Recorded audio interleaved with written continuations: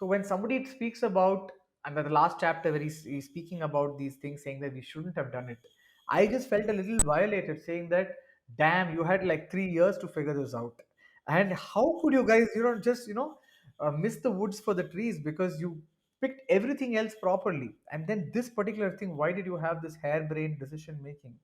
Because one was Ambati Raidu, and he was, I think he had a couple of 80s or 90s in that last series in New Zealand till they went to the World Cup. I remember there was this game where India collapsed for 180 or 190, and Ambati Raidu made 90 odd in that game. And India tried many people in that position. Like they, in fact, till 2017, they even had Yuvraj Singh as an option. He ended up scoring 150 or 130 with MS. I think it was a game at Cuttack for the the three one of those 350 run fests that India usually doles out flat pitches under due. But Yuvraj was not. I mean, Yuvraj I think was discarded suddenly. I think after the Champions Trophy, suddenly Yuvraj fell out of favor in 2017, and I just don't know where Vijay Shankar came, because Shreyas Iyer was a decent option at that point of time. You also had Rishabh, but Rishabh had not tasted so much of success in ODIs. There was a game, I think Shreyas Iyer scores 88 or 70 against Sri Lanka. So I thought, okay, they might blood him.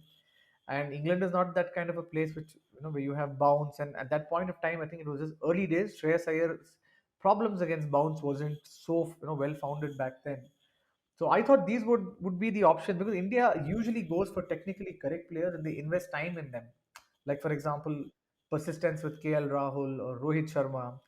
Because even Rohit Sharma was not a certainty for an Indian Test side till about 2018. As much as we see him as the leader, he was as much the struggler as some other player is today till about 2018. In fact, I never thought he'd play Test match cricket after I think there's a pull shot that he does in South Africa and he gets out caught at fine leg.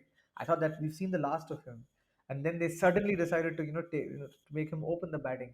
So as much as I credit this team management for taking some great decisions and talking through it, I think Sridhar has been fairly candid, and to me, just it's a sense of frustration saying, how could you make this mistake?